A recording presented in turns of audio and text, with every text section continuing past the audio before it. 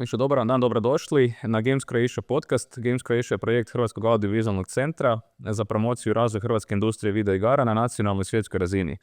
Ova inicijativa okuplja ključne dionike hrvatske industrije video igara. Partneri projekta su CGDA, Hrvatski esport savez, Reboot i Gaming inkubator Pisma. Ovaj podcast je platforma za domaće proizvođače video igara i ostale aktere u hrvatskoj industriji video igara za razgovor o relevantnim i aktualnim temama koje se tiču ove industrije. U ovoj epizodi ćemo se družiti s trojicom veterana, istinskih legendi domaće industrije video igara, odnosno game developmenta na ovim prostorima. To su Tomislav Izelac iz Two Gamesa, Davor Hunski iz Cro Tima i Željko Kos iz Siscia Gamesa. Dečki, dobrodošli, dobar dan. Pa ništa, eto šta ima, kako ste, čim se bavite danas? Gubdam se po partu, To je to. Uvijek mlađi dečki. Da. Šta se kuha kod vas? Šta ima Evo, ja kuham trenutno Pompeii Legacy. To je prva igra koju radim solo nakon 22-3 godine koliko sam u industriji. U ovoj igri znači sam skroz sve, znači od producenta, dizajnera, 3D-a, koji ima malu pomoć, do marketinga, zvuka. Znači, uglavnom cijeli proces, prvi put u životu, znači, pokušavam shvatiti kako radi, znači, svaki segment tog procesa. Marketing je najveća nepoznanica bio i tu imam jako puno testova. Nekad su dobri, nekad su loši. Ali, evo, to je to za početak. Dobro, super. Tomo, kod tebe? Ne smijem ti reći ovo novo što radimo, tako da ne mogu taj detalj. Mogu, ali mora biti tebu. Aha, dobro, onda nemoj, please. Daj da baš završimo emisiju. Ali zapravo, ovo kaže, taj sistem da ti sam radiš cijelu igru, to sam zapravo ja radio na oba dvije igre. Opet ne možeš grafiku, ne možeš sound, nemaš taj neke talente, ali interesantan je to, kako bi rekao, eksperiment, probati vidjeti čak prije kad smo počinjali, onda nije bilo ni na Steamu, igru si predavao sam sa nekog sajta, imao si paymente, ljudi bi ti došli s reklamacijama, slali bi ti te mailove. Tako je to je for eksperiment, znam točno o čem se radi. Ja radim dalje. Ne mogu reći, ali neki. Sve pet. Odlično. A, da, kod vas? Koliko vremena ja, mada mislim, radimo nešto staro, nešto novo, nešto pokušavamo najnovije, ali od svega pomalo, uglavnom, evo sad nam je taj Reawaken nam je pri izlasku, mislim da je super, ali užasno zanimljive stvari, mislim da možemo budućnosti dofurati, ali promorio skumatko. Znači, svi ste mi tu nešto reciti. Ali čekaj, kad najavili ste, reci. Reawaken, da. Pa to je zapravo extended popravljeni remaster originalnog Talos Principla. I sad je 10 godina bilo, pa nam je to bilo super i imali smo neke ideje kako popraviti, šta dodat, puzzle editorem unutra, tako da će biti su komentari smo malo smo.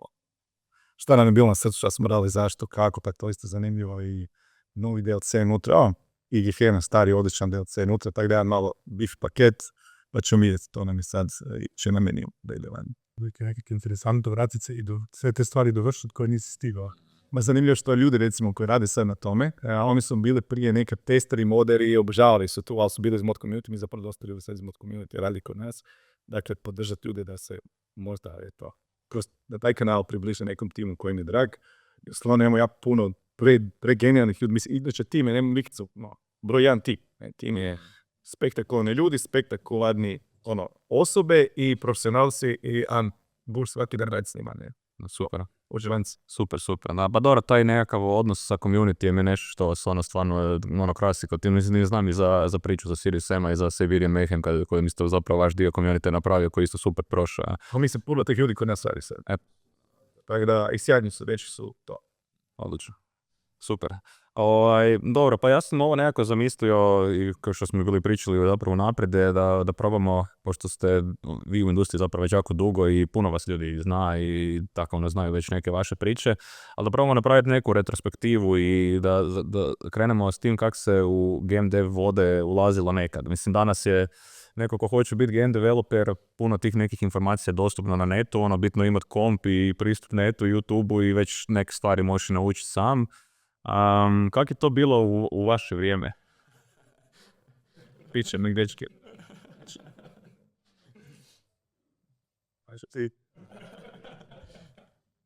Znači, davno je to bilo, negdje tamo 95. 6.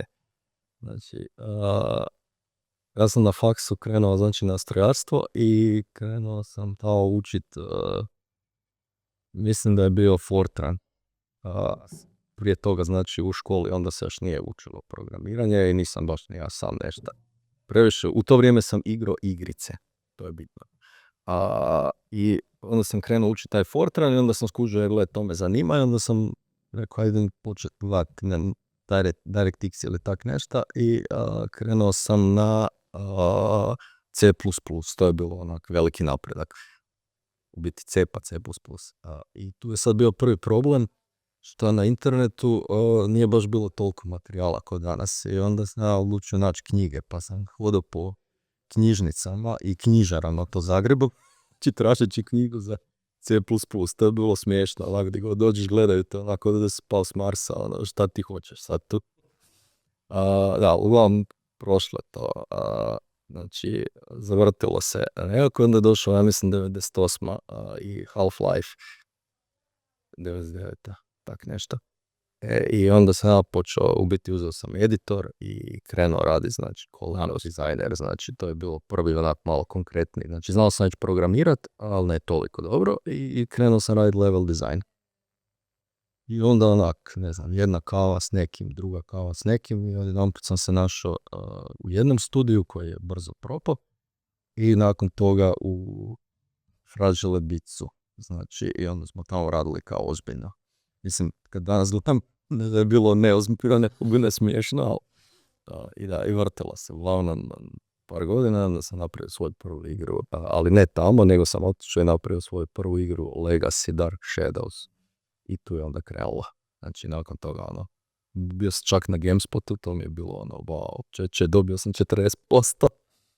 Dobro, to nije bilo dobro. A gle, danas na GameSpot, jako teško je doći uopće. Ti si rekao baš puno igara radio, baš ono, taj popis je ono dugačak. Znam da oni imaju puno igara. To Rafa, Baković. Ti si stvarno igaro se napravio. Je, baš onak pretjerujem. Ali ovaj put ću dovršiti igru. Pa dobro, to je jedan način, jedan metoda, ono, puno probaš pa nešto ne. Je, ali nije to dobra metoda, ne bi ja to nikom preporučio. Znači, trebaš završiti, trebaš ispolirati igru i trebaš ju baš onak srediti kak treba. Znači, sve ovo gdje ti imaš rok, pa držiš se roka, ali imaš financije kakve imaš i onda to mora izaći van i onda ako krene dobro ocjena, onda ćeš ispolirati, ako ne krene dobro ocjena, onda više manje zatvaraš i ostavljaš tu igru i ideš dalje. Tomislav, ti, koji su tvoje početci? Koja je bila uopće motivacija da uđeš u game dev?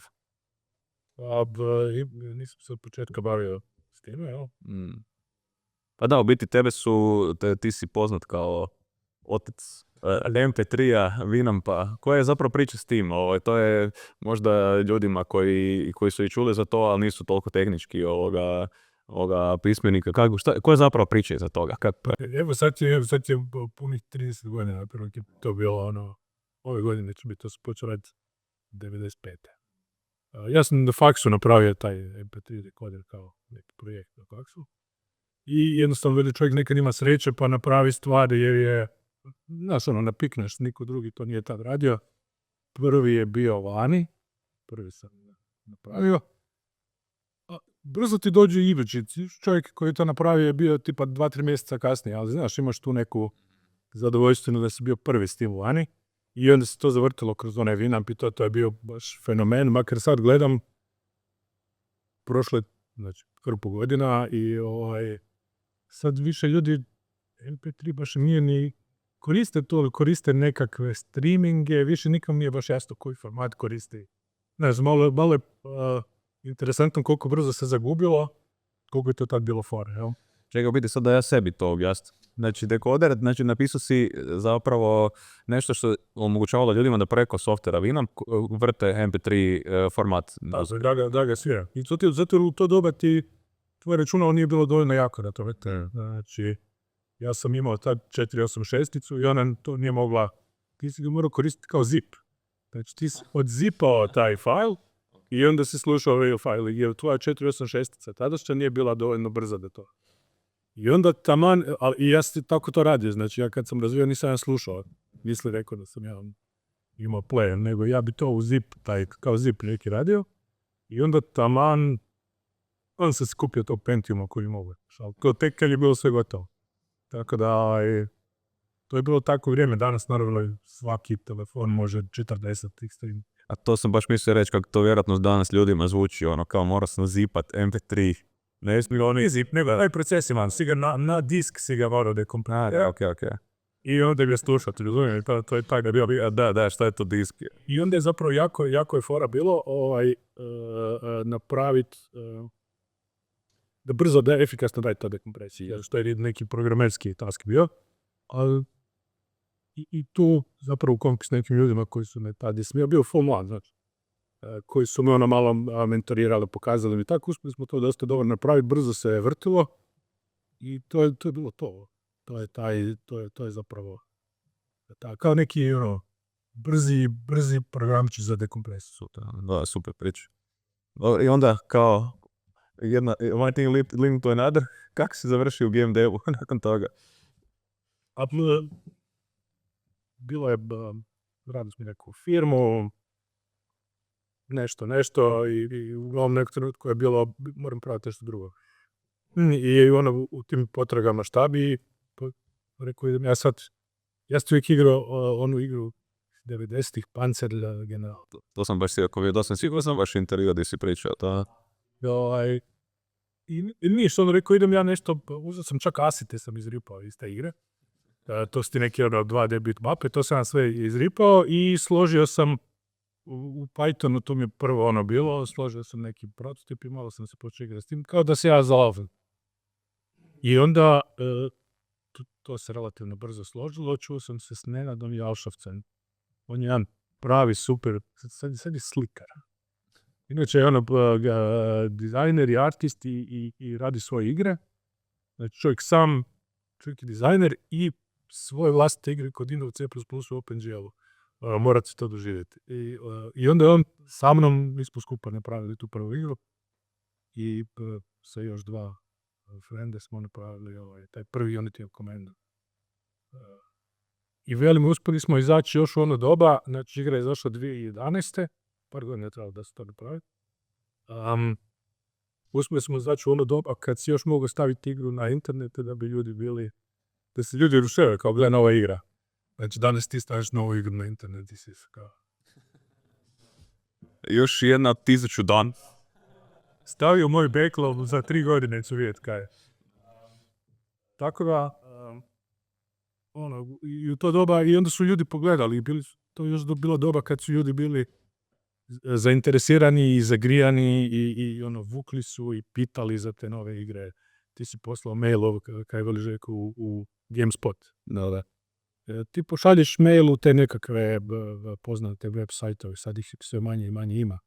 Ali i ljudi ti se jave, pitaju te što je to, napišu recenziju, to je sve tad bilo najnormalnije, danas se može grebati baš jako za nekakvu recenziju. Tako da, evo, uspjeli smo tu neku prvu igru napraviti još u ono doba kad si mogao se na neki način, reći, lagano probiti. Da.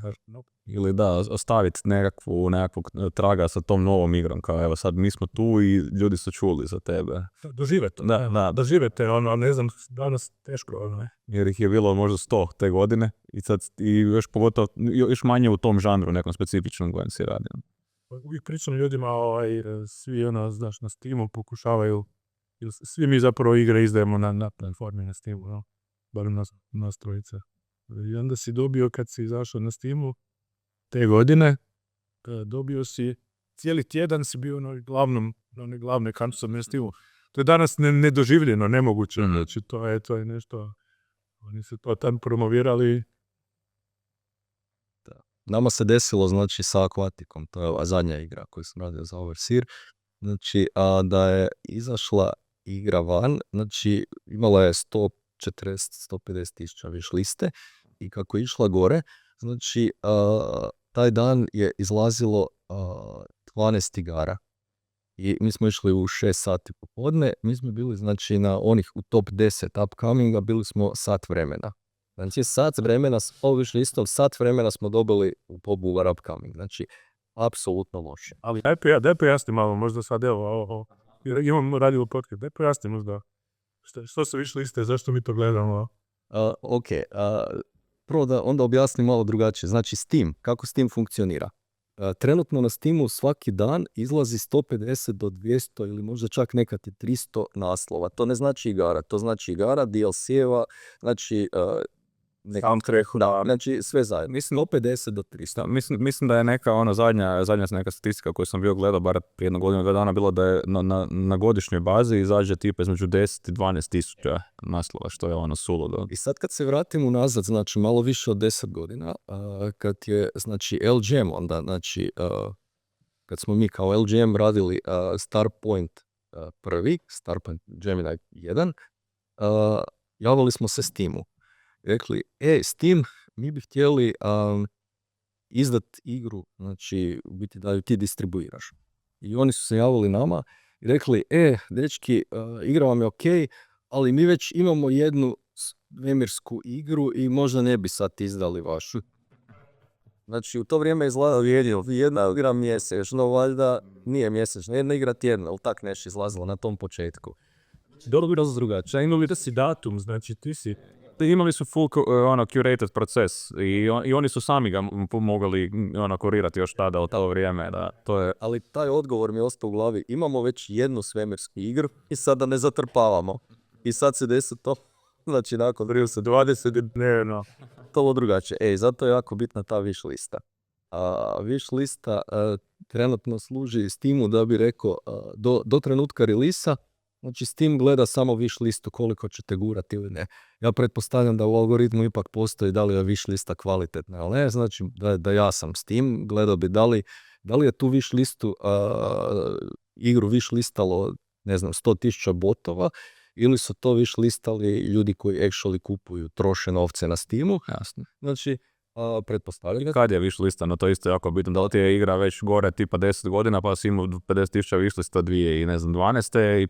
A sad ćeš ju iza 2. Ima neki firmi, znači publishera, ja kako sam u sad tim city builderima, ima jedan publisher koji se zove Playway i oni imaju igre koje znaju imati 500.000 wish liste. I onda krene prodaju, ne znam, 1000 komada. Mm-hmm. Znači to ne valja, to nešto ne valja. Znači nešto, ja ne znam šta je unutra, ali neki je problem. Tako da pretpostavljam da treba wish lista biti kvalitetna da bi uzgala. Možda je nečija mama baš puno wish listala sa razlika accounta generiko im. To se gledalo negdje prije par godina bilo neki, mislim da su bili Kinezi, ali na Tajlandu lady, imali su u stanu, znači oni su bili bot farma, znači imali su 200.000 mobitela u stanu. Actually su mogli dati, znači 200.000 wish lista. Bodan kiks na zidu. Na zidu ih ima sve. To ono organizirano je. To je full organizirano. To nije zezanje. Moj pa će. Da, dobro, a vi ste krenuli nešto prije. Nešto prije, da, dosta prije. A dečki su dosta lako.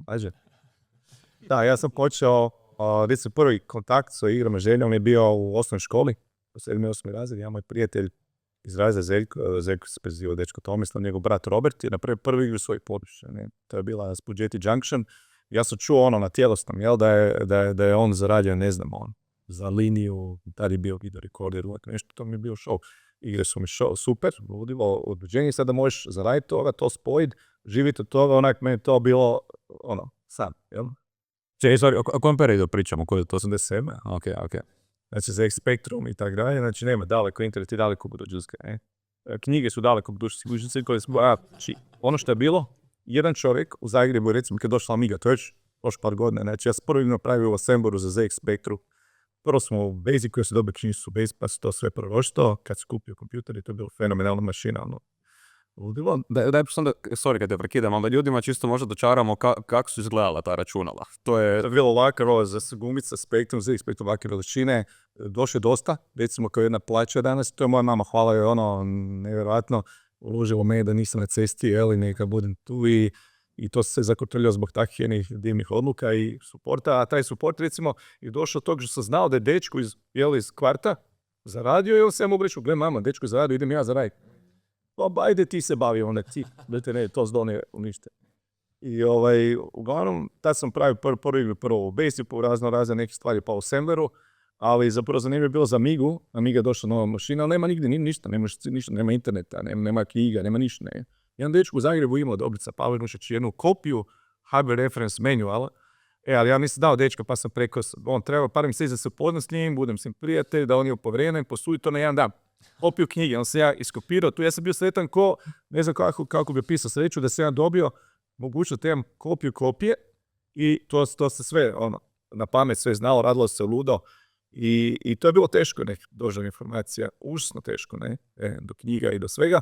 I onda je to sve tako krenulo sa normalnom, mislim sa prijateljima, sa svaki dan sanjao, pa prvo jedno društvo koje je bilo uže, pa smo još prijatelje pozvali, tako smo radili kroz tim. Naravno, kroz tu priču je ušlo oduševljenje sa Doomom, sa onim valom igara gdje su došli kroz prsnog, pa je to refleksija bila neka Sirius Sam. Koje godina je Doom bio? Kad je to biti? Ja, prvi bi ja rekao negdje 90-a, možda 91-a. Da, tako nešto.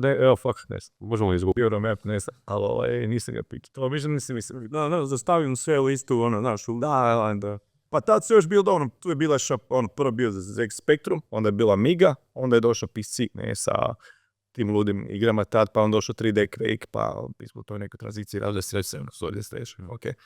To je bilo onak mind-blowing, mi smo imali taj neki stančić koji je mali stand gdje smo igrali to po noći, onak ludimo, znači to je bilo, mi smo pucali se glave društa, taj multiplayer, Doom, Amet. A pazi, oni to rade par godina prije Dooma, znači nije to... To je prije...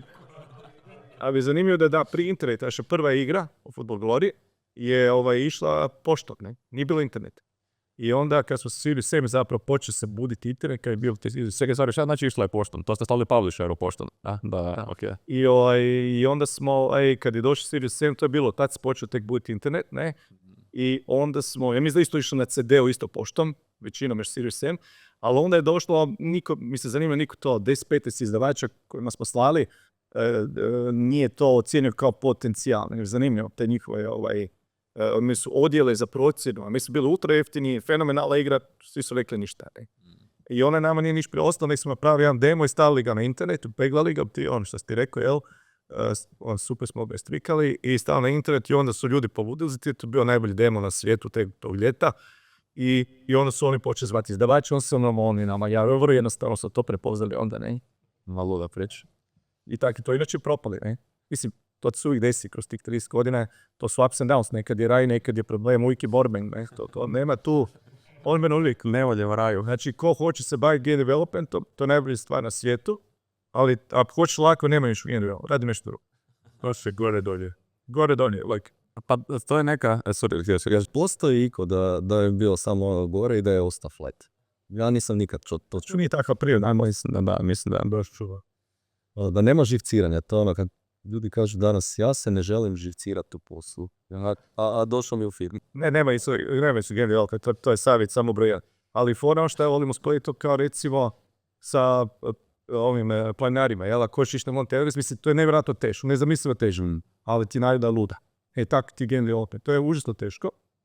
Sad su neki drugi challenge, ali to ćemo možda i kasnije taknuti, ali mi smo imali challenge da posto. Vam niko ti nije prvi si teško bilo za napraviti, pa i nije bilo se toliko teško probiti kod danas, ali nisi imao informacija kako napraviti. Danas je to ultra trivialno, presmiješno, odnosno na vrijeme je 1000 put lakše, a danas problem sa gustoća tržišta. Da, zato što svako može krenuti od ono.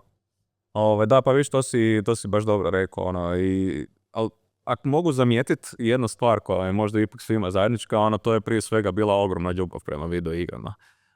To je ono da nije bilo toga, jedan dojam da niko tu od vas, mislim, iako vjerojatno ima i nekih primjera vani i čak možda i kod nas da nisu ljudi uvijek nužno iz toga kretali, ali ono, kod vas je baš to specifična ona stvar. Ono, ljubav prema video igrama je bila prvi i glavni neki okidač i motivator, onda sve drugo. A koje su vama igre, da ti si spomenuo Doom, koje su vama nekako igre osim možda ono Panzer Generala, bile te neke kao, to je to, kao to je igra koju on mogu igrati cijeli dan, svaki dan. Pa, meni zapravo ja se poslije, kad sam već počeo raditi igre, nakon se zaljubio u igre koje radi Subset Games, FTL, vjerojatno su igrali Into the Breach, meni je to najbolji. Ono roguelike neki. Pa nije sad toliko roguelike, nego koliko ti ljudi, koliko su te igre kvalitetno napravili, koliko je to ispolirano, kako je svaki detalj na svoje mjesto, ti igraš, ja mislim da imam preko 500 sati svako, i onda ti kad to vidiš, da vidiš da nakon 500 sati da i dalje nešto sve na svoje mjesto, to su mala čuda. I povremeno ćeš naći kod drugih tako posloženu igru. Ja sam za svoje znam da ne znam da bi baš mogle podnijeti toliko. Znaš, toliko igraš, ali da i dalje sve to stoji. Da i dalje ne nalaziš neku dubinu i nakon 500 sati nađeš nešto što je ono što je nešto novo unutar tih 500 sati. Znači nešto do čeg si ti došao. Da, učiš nove tvari, zabavne su ti onako nekako su plastične, onako ti njih su fenomenalno. Znači, već meni su to baš ta dvojica Subset Games koji rade, meni je to vrh. Mislim da su čak i bili jedan od njih je na Reboot Developers konferenciji na NAS-u. To je bilo jedno od najnakacanijih valjda predavanja. Oni su i stavili neku predavanu veličinu otprilike ovog to studija i on trebao su 800 ljudi, svi su bili jedan na drugo. Da, super priča, da, oni su svaka dobri. Ja rekao, kad sam već krenuo sa Commodore-com, u biti Commodore 64, malo jače, znači Spectrum sitno, i uglavnom, znači, Commodore 64 i tamo sam počeo igrat bio pirate Sid Meierove. Okay. I u biti to me onak baš, to je bila malo strategija više. I taj dio, znači, puno različitih stvari. To me baš onak bilo fora. I tu sam krenuo onda, znači, malo jače se igrat i znači, u to vrijeme još su mi igre bile igrice, znači, dok god sam se igrao, to su bile igrice, znači, i onda bilo još dosta tih na Commodore-cu, znači, sjećam se Operation Wolf, to je nešto nišan po ekranu i ti sad pucaš nešto tako budala, pa to po tim, ne znam, Vjetnamcima šta već, ili Latino, nešto, uglavnom, neki još borilačke igre, znači, mislim da je zvao Fist ili nešto. I uglavnom, još onda nisam toliko, znači samo taj Sid Meier mi je odmah zapeo onak u oko, i nakon toga još je bilo par godina light tih nekih igara, znači na Commodore-cu. I kada je došao PC prvi, onda sam u biti počeo više raditi, znači onda su igrice postale igre i onda više nisam se baš toliko stigao igrat do trenutka kad sam zapeo u Heroesima Might and Magic trojci. Ja sam još uvijek u tome. A tamo sam ja zapeo na jedno 2 godine i to je bilo u biti teško. Znači, fun fact, ne znam da znaš, ali znači, community oko te igre još uvijek živ. I to oni održavaju i dan danas i update-aju, ali to community-based update-ovi izlaze, to je nevjerovatno. To trojka. Da. Se ne čini, samo trojci slušaš, čini mi se ovi jadni što radi. To je DPC-7. Se najavljena neka nova, čak ja mislim da će ove godine zajedno. Kad su došli, ali ljudi to popuno igrali tu trojku. Ne, mi smo igrali četvorku, znači, inače, to vrijeme je bilo, mislim da sam bio na faksu i znači imao sam cimera i znači igrali smo Hot Seat. I igrali bi, znači, trojku bi igrali super, igraš danima. Četvorka se rušila, došla četvorka i odmah se počela rušiti. Jedan turn ruši se. I onda smo u biti odigrali, mislim, par dana tu četvorku i onda smo ju bacili. Odmah ju radili se na trojku. Onda poslije, kada je došla petica, znači, onda gledao sam peticu, super, i vratio se na trojku. I ostao sam na trojici, znači, beskonačno. Doslovno je sad da Jeste imali vi tih iskustva? Pitam zato jer sam ja imao, recimo, ja sam radio Unity Command jedinicu pa dvojku i onda kad napraviš dvojku, sve što nije isto ko jedinica, onda dobiješ pushback od publike. To je klasična fora. Pa mene sudilo da ste vi radili te serije. Mene su ubili trojku. Znači, Starpoint 3 su mi ubili. Znači, community ubojstvo. Znači, ja sam pogrešio, ja sam napravio, znači, Starpoint serija je bila, znači, veliki brodovi. Znači, veliki svemirski brodovi. I ja sam gledao, ok, ali lik hoće voziti, znači, uzme veliki brod, znači, svemirski, i hoće ga okretati, znači, ovak. Sad ti njemu objasniš, ali znaš, svemirski brod, to ti je ko uzmi tanker ili uzmi, ne znam, bilo koji veliki brod, znači, morski, znači, i probaj ga okrenuti ovak, kužiš, pod ručnom ko auto, ne ide tak, znači, moraš sporo. Ali ljudi su htjeli brzo i onda rekao, dobro, ok, budem smanjio te brodove i krenut ćemo od malog broda, idemo prema velikom brodu. I ta fora da smanjim brod, da krenem, znači, umjesto tog, znači, Enterprise-a, recimo, da krenem od, znači, male fregate ili još manjeg nekog, ne baš fighter, ali malo većeg, je bila dovoljna, da su ljudi doslovno dočekali, znači, sa ganovima nas i ubili su nas i tukli su nas. Znači, jednostavno neki lik napisao da smo mu uništili život. Znači, to je to sad. Sad se može jedno ubiti od toga što smo mi napravili. Actually su nam ubili igru. Znači, to je bilo to. To je možda taj negativni aspekt tog zagriženih community. Da, jeste imali vi možda takvih iskustava? Stalci. Ali, ja šta znam, mislim da je kao trebaš biti, ja sam toliko tog vidio, recimo kad spominjao završavanje igre, ne, je bilo nevjerojatna količina timova u Hrvatskoj mlađih davno, pri 20-30 godina, 10, bilo kad, koji ne uspiju, znači 9 od 10 ne uspiju završiti, to je problem ključni, oni previše zagrizu, naravno, to je osnovni problem koji bi svi mladi trebali, daj završi, napravi križić kružić, baš mriha, ne, ali završi, što je nevjerojatno, što onako toga imaš puno posla, i marketinga, i šipanja, i translacija, nemam pojma, milion toga, ti ne znaš što se znači, ni samo završiti, samo napraviti ko. I dakle, najbolji sad, ja mogu reći iz perspektive koliko ljudi propalo, zagrizi manje i onda više u sve piše, koja radi veće, ali da ti bude podnošljivo, jel? Prirodna ti tendencija da voliš to, želiš više i na kraju to raspadne, ne možeš se stariti, ne? I to mi se čini da najbolji sad kad mogu da probajte tu. To je jako je dobar. Ja stalno razmišljam o tome, svakodnevno razmišljam o tome što još mogu izrezati iz projekta. Jer svaki projekt krene kao neka megalomanski džuda, I onda ti ide i tebi je jasno da, znaš, kad zagrizeš pa to postanu stvari koje su teške i moraš je napraviti. I onda ti postane jasno da ti recimo da će biti gotovo 11 godina da treba da napraviš još jedno. I onda, ok, to nije dobro. I onda počneš svaki dan razmišljati šta bi se moglo izrezati, a da ta stvar i dalje bude... Stane se kvaliteta zdravne. Da. I onda zapravo, ako ljudi imaju, ako na taj način razmišljaju, znači šta mogu izrezati van, to nije krivo, to je dobro. Na tragu to što ste rekao. Znači bacaj stvari van, trebaš završiti. Meni je to svako... Da, izvolite to srce, recimo, nama je to bio problem, prvo smo počeli svi sem na play, smo 40 levela, ne?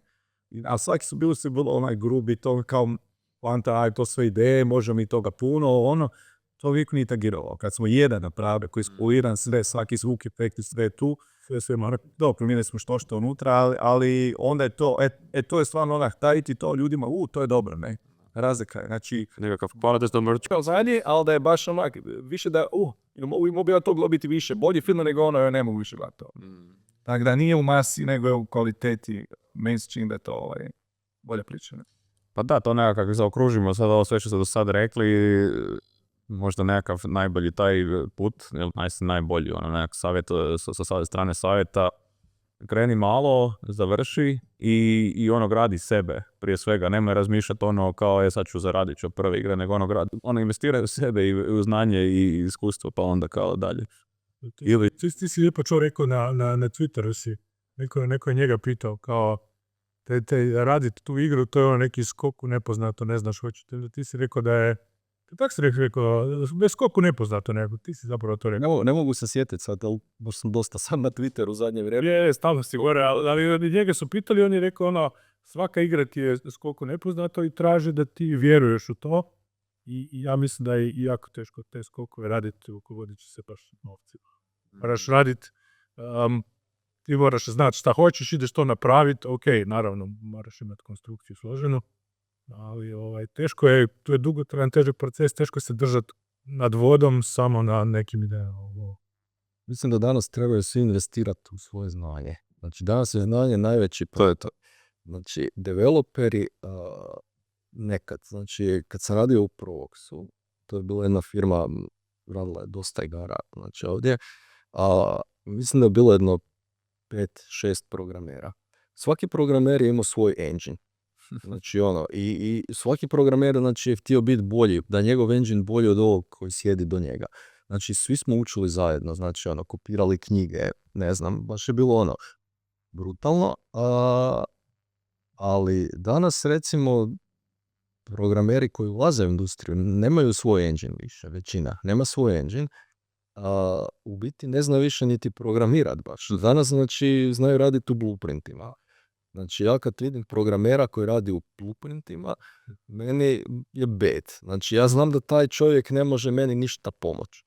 Znači, možda može naučiti, onda sad, da li ima vremena učiti? Možda nema vremena učiti, zato što ima puno nekih socijalnih obaveza i ne može stići, znači, se baviti sa knjigom. Znači, i tu mislim da bi ljudi zbilja trebali početi investirati u svoje znanje. Ako ćeš raditi ozbiljne igre, investiraju u svoje znanje. Da neki barrier to entry se jako smanjio, ali samim time se omogućuje da i puno ljudi je tu i onda dobro moraš raditi na sebi da bi mogao iskočiti u nekom trenutku. Ne? Tako je. Mislim, ja mogu reći da ono kako su mi radili, to nije za ljude, ne. To nema veze s ovih kvaliteta života, ja mi sad slobodno vrijeme, mislim, šta je to slobodno vrijeme? Mi smo patanci bili, smo radili 5-6 sati na dan, koliko si spavao i ostalo si radio, ne. Subota nema veze, staru godinu smo radili, ne. Danas ljudi trebaju šetati psa, ne. Drugčije, jednostavno, ne, mi smo se ubijali beskonačno, mislim, meni je policija zvala moju mamu u nedjelju, sam ja u 3 noći stavio auto pre video klubu, sam zaboravio, kad sam ušao video klub, neki film da pogledam, zaboravio sam auto, stavio sam bio toliko umoran, ne. Policija zaštopao sam nekom da nije mogao na posao. To su bili užasno veliki napori, ne, i to je jedno 1000 priča. Mi smo se kuhali gore u zadnjem kautu tamo po 50 stupnja. To su spartanski uvjeti bili. Ubijali smo se, ne, ali ubili smo se nedavno kad je bila kriza. Ubijali smo se, to je 3-14 sati na dan kad je korona bila, ne. I gledaj, ali to je nevjerojatna ljubav. Šta misliš da se neki nogometaši koji su najbolji, da oni obagam da jedu kolačiće, to se ubijaju se ljudi. Ako hoćeš vrhunske stvari, hoćeš negdje, competition je enormno, ima uvijek gladnji od tebe i jači. To nije easy posao. A mislim da nije ništa easy, ako ćeš tamo se uspjeti u svijetu, ne. Ali evo, mislim, ja ti svakom preporučujem game develop, najbolji način življenja života. To. Ako to voliš. Ako to voliš, gledaj, ljudi koji su tu, to je bitno reći, oni su sanjaju. To nema laktarim, to nije ovaj korporativni, druga, to je više kao band. Obitelj, tako mi doživimo korporativni, jel? I onda je to milina svaki dan. Ti zapravo ne radiš. Ne? Ti si u hobiju cijeli život. Ne? Teško je nekad lakše, nekad teže, ali uživancija je nemjerljiva. To je milina. Taj život je san svakome. I koliko traje, toliko traje. Ono što je John to rekao, što si ti rekao, planiranje igre, ciklusi, a pitali su kao, meni to bilo sjajno, kad su ga pitali, pa jel ti uspjela igra financijski? Kaže, ako imam za iduću igru, uspio sam. I to je to. To je borba stalno i onda pogledaš iznos i pak nešto se napravi uspješci izboditi x puta. Evo. Da tu je ovako, nije nikome. Ali isto tako, nagrade su nevjerojatne. Milena, to kad ti počitaš, mislim, ja ne znam, aus principu, nikad nisam u životu nije loša. Kad ti nekad se stavi, pogledam pol sata, pogledam DUA i mogu 3 godine raditi na parama samo koliko ti ljudi te napune s emocijama, sa ambicijama, sa jednostavno nevjerojatne prerepe osjećaje dobiš od ljudi i reakcije i uživaš. Vidiš, znaš šta to znači neko. Nešto mi volimo gledati. Gledamo koliko su ljudi sati igrali naše igre. I onda prismo 5 miliona sati. Kao, pošto zadali smo veliki udarac produktivnosti na svjetskom. Mene to diže, da ljudi to s tim, kako ti rekao, gdje se engageaju se sa tim. A mislim, mi smo isto imali Heroes, normalno obožavaš neke ljude, imaš i dole. A to sam baš htio pitati, da sam nedavno zapravo pričao, mislim relativno nedavno sa John Romerom, pa je on se, njega se spomenuo, se bio raspredao o tome kako koji su to bili ljudi i ti neke prijevodni trenuci njegovog života, ali biti, da li ste uopće znali vi za ljude koji rade video igre? To mislim, dostupnost tih informacija, ko radi i nekakve intervjue pročitati, nije to baš bilo sam tak, ko danas pišeš YouTube pa nađeš intervju s kim god hoćeš. A je, da, ali bilo je Heroes. Moram čekati, možda više nego danas, meni se čini. Danas to malo možda korporacije malo poklopale, ali onako se mijenja ljudi pa su brže. A tada je prije malo bilo više individualni, manje toga i više su se neki ljudi promovirali i baš se znalo s tih imena nekih koji su se vrtili i definitivno su postavili Heroesi u tome. Meni veliki muš neka. Da. Ali su ti spomenuo, igraš neku igru, ja recimo se znao Quake 1, original, prvo 3D, doslovno igrat. Mislite da je sjajno, makar su oni skripali, sklimpali, svašta, to je Romero bio kaos tamo, ali igra i dalje ima nevjerojatnu core gameplay loop, story napisana na ekranu, nebitno, mislim da je odlična igra, ja volim potutnjačku za nul, sve godinu, ne znam, to. A super, da. Pa mislim da je to neka normalna stvar, koji u svakom drugom mediju, imaš neke filmove koji su te obilježili kod Doinca, pa ih gledaš ih dan danas, jer jednostavno uvijek ti se lijepo vratiti tome i to je, mislim da je to super. A to su neke, mislim da je to i neka generalno priča ljudi koji rade bilo šta, uvijek se vrati što je neko iskus koji toj motivaciji koja te zapravo uopće pokrenula da odeš u taj. Zanimljivo to dolazi u Valin, jer to mi je fantastično kod hrvatske repke, na primjer 98, pa Luka, pa sad nova generacija, neko se taj kult repke se prenosi s koljeno koljeno. Recimo sad se isto nedavno gledao kak se zove, prvo znači Leon je napravio onu trilogiju špageti westerna i onda je iz Pulp Fiction, kako se zove, Tarantino. Tarantino je govori o tome da to radi trilogija ikad jedino. Prvi film fenomenalan, drugi je nevjerojatno genijalan, najbolji ikad, nema nijedne greške, treći bolji drug. Znači to se ikad tak nešto desilo i on to govori, a njegov film je sad scenarij, mislim da to generacijski ide, znači to je kič. Jednostavno, sjediš na ramerima neki kod prije, pa probaš nešto, pa će neko sjest na tebe da obogi, ali tako to. Da. Super priča, da. Dobro, vratit ćemo se još možda na te neke stvari, savjete za mlade i kako uopće danas krenut. Rekli ste sami da zapravo treba najviše raditi na sebi, ali evo da vas još kratko pitam, kako komentirate trenutno generalno stanje u hrvatskoj games industriji? Jel vidite neke, recimo evo baš, sad ću dati primjere, neki dan je zašao Kingdom Come Deliverance 2 od Warhorsa, od češkog studija, koji je sad planetarni mega hit, prodao se u milionima. Dobro, vi ste tu možda nekak medijski najeksperimentaniji i vaš se igra najpoznatije nekako domaće, ali kako gledate generalno trenutno stanje kod nas kako se čini da to je? Ne znam puno, znam da ima mladih, ambicioznih i da bi ljudi voljeli, ima, da je teško, užasno teško, ali opet, alati su tu, marketing i to je uvijek problem, ali ja bih preporučio možda nekakve unikatne ideje, hard work i polako i uporno, užasno uporno graditi. Teško je, ali ja mislim da mora biti malo ideje, mora biti u današnjem svijetu, mora biti malo ekstremnije, čudnije, eksperimentalniji. Klon nečega, ja mislim da bi garantirano neće uspjeti, jako teško. Nemaš samo na kvalitetu nečeg viđenog, mislim da moraš biti malo off, pogledati neke čudno i naravno moraš pobijediti ovu igru marketing, kako bi rekao, marketing nekad doći da te vidi, visibility, katastrofa, problem danas. I ja ne znam, evo, da ja sad počinjem od nule, 18 godina, počinjem od nule, ne bi bilo lako, ali evo imaš nove nekakve prednosti, nešto, a i možeš možda nekak u budućnosti pomoć ti može, alati su čudo, ljudi ima puno, što nije bilo nikad prije, ne? A opet saturacija je ogromna, a moraš plivati uvijek neke problema. Svaka generacija ne nosi neke nove probleme. Ti se čini da će nešto propast zbog ovog onoga, da je kraj, ali nikad nije kraj. I uvijek ima mjesta za neki talente i neku dobru ideju, neki hard work, neku ekipu, neko kad se sklopi, kad je dobra, znaš, kad ima neku dobru priču, ima mjesta. Pa mislim da možda tu zapravo ne bi to trebalo onda biti ni isprike, nego samo možda dodatna motivacija, jer mislim kad čuješ ovu priču da ste vi morali kopirati knjige od jednog čovjeka u Zagrebu je nešto znao o tome, do danas mislim da isprike u tom kontekstu možda ne postoje, a i ti si, na primjer, sam rekao da onda treba samo učiti raditi, ne, i raditi na sebi, a da li će uspjeti doći neće, na to ne možeš računati u biti nikad, ne, to je neki ako se dođe, ako ne dođe.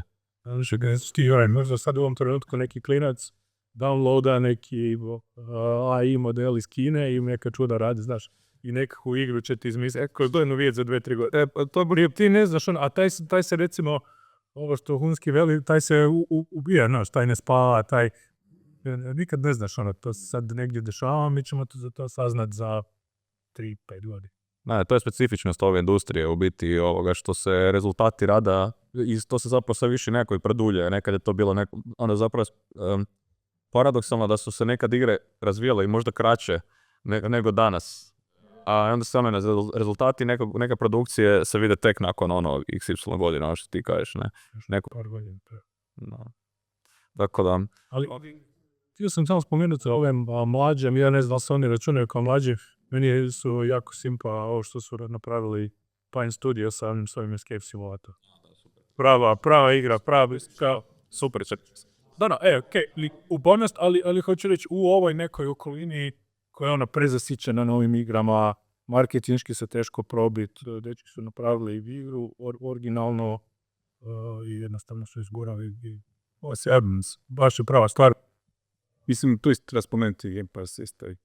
Ne, htio sam ovo samo reći kao primjer, naravno Game Pass, ali recimo to, kako, znači može se izgurat potpuno novi IP, što bi mi rekli, znači potpuno nova igra može se izgurat, ali to je onako teško i oni isto imaju za sebe vjerojatno 7-8, ne znam koliko naslova.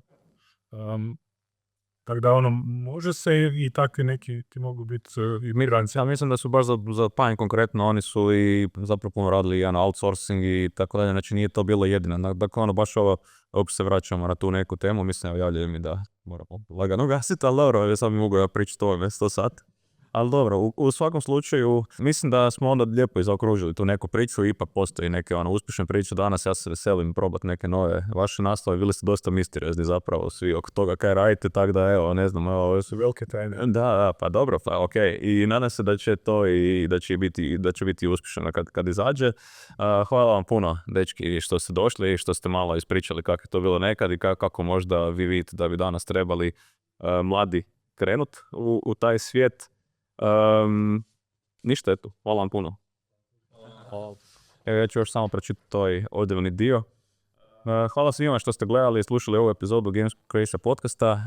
Zapratite naše društvene mreže za najnove epizode i obavijesti o Games Croatia projektu. Za više informacije o samom projektu idite na našu stranicu www.gamescroatia.com i do sljedećeg susreta i nekog drugog podcasta. Bok.